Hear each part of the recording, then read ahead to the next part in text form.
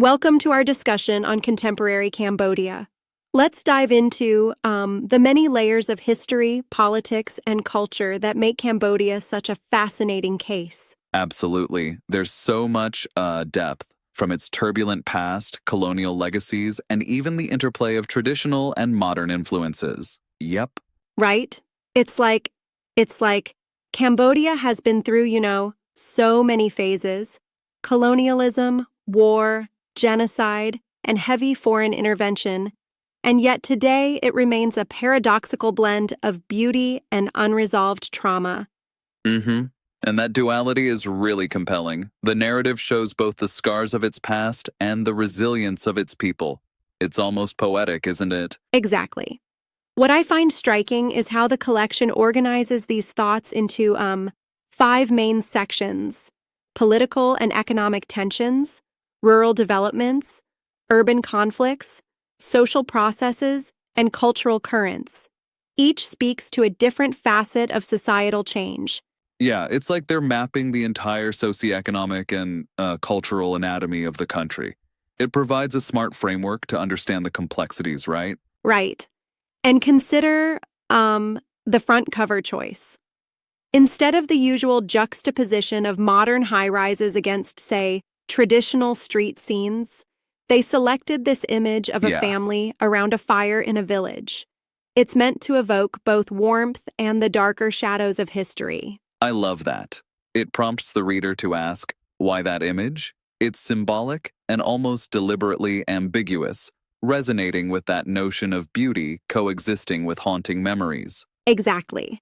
And as the text reflects, Cambodia is portrayed as, both beautiful and haunted, embodying strength and tragedy at the same time. This paradox runs like a thread through every chapter. Right. And it's interesting how they highlight that, while many outside Cambodia think about the Khmer Rouge legacy, for a huge part of the population, especially the youth, that dark chapter is distant, yet somehow its shadows still linger in many forms. Yeah, totally. Over 65% of the population is under 30, so the lived experience of the genocide is indirect, which creates a kind of collective amnesia even as the structural impacts remain evident. Mm-hmm. And that generational shift has catalyzed a new form of political activism too. The rise of, protests and renewed social movements show that despite all the challenges, there is hope for change. Right. And speaking of change, the text really digs into the political and economic tensions, from global alignments like ASEAN and WTO membership to the rising influence of China and even the U.S. pivot to Southeast Asia. It paints, quite a complicated geopolitical picture. Yeah, and that geopolitical complexity is further intensified by domestic issues like forced evictions, land grabbing, and even the effects of neoliberal policies. It's almost as if Cambodia's current state is a direct continuation of its past, yet also a transformation of it. Absolutely. For instance, the chapters on microfinance and tourism illustrate the contradictions. Microcredit is supposed to be a development tool, but in reality, it often deepens inequality. And tourism, which should boost local economies, sometimes only benefits the elite. I get that. It's kind of ironic. The very tools meant to foster development are, in many cases, reinforcing social inequities and even creating new forms of dependency. Right. And then there's the discussion on justice. The chapters on legal processes and the Khmer Rouge Tribunal show how peace-building, proper legal frameworks, and human rights issues are still very much ongoing challenges, often caught between international aspirations and local realities. Yeah, it's like this uphill battle where civil society and legal institutions try to keep up with the rapid and sometimes brutal political transformations. It's a real struggle for true accountability. Exactly. And then, switching gears to the rural dimension, the analysis captures the ongoing vulnerability of rural communities. From coastal fishers whose livelihoods are threatened by climate change to highlanders grappling with land dispossession, the rural narrative is just as compelling.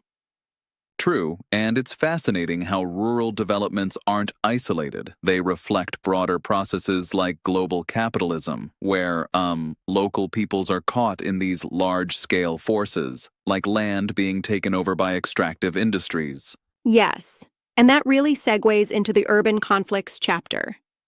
Urbanization is creating its own set of challenges: mega projects, labor rights conflicts in garment factories, forced relocations, and even the harassment of homeless populations.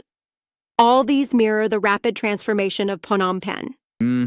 It's almost like a microcosm of the political economy of Cambodia itself. The urban face is modern, yet underneath there's persistent inequality and social tension. Exactly. And then moving to social processes: education, health, domestic violence, and gendered power dynamics.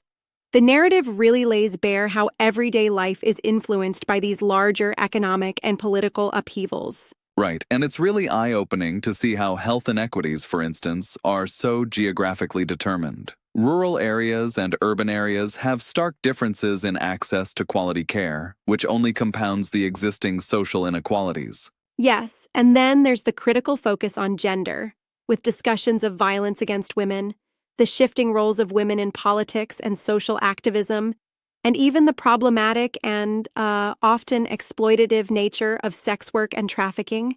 It's a lot to unpack.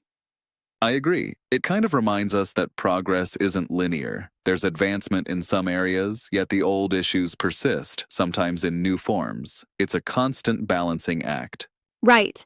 And then finally, we have cultural currents: the exploration of ethnic identities, memory, and the ongoing negotiation of tradition versus modernity. It's almost like a reimagining of what it means to be Cambodian in the 21st century.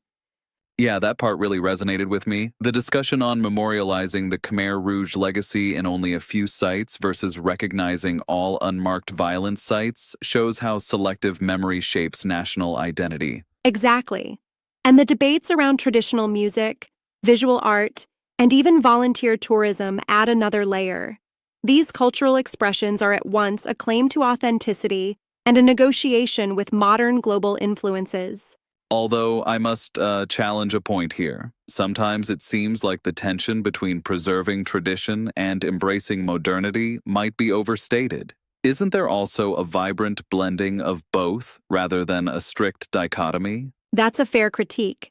Yes, it's not solely oppositional. In many cases, contemporary art and cultural expressions are a fusion, kind of a remix of the old and the new. There's genuine innovation built on tradition. Right. And speaking of fusion, the concluding reflections on the cover image, that family around the fire, capture so much of this, don't they? Absolutely. It's a microcosm of Cambodia itself. The warmth of the communal fire symbolizes resilience and cohesion, while the fire's inherent danger alludes to domestic violence and societal strife. It's beautifully contradictory. Yeah, and it seems like the embers can either continue to burn uncontrollably or spark a new beginning. That's the hope, I think, for a society still grappling with its past and its future. Right. The text really leaves us with this question: will Cambodia continue to be haunted by the turmoil of its past, or will the young generation ignite something transformative? It's like the image suggests that even in the presence of lingering embers, there's potential for rebirth.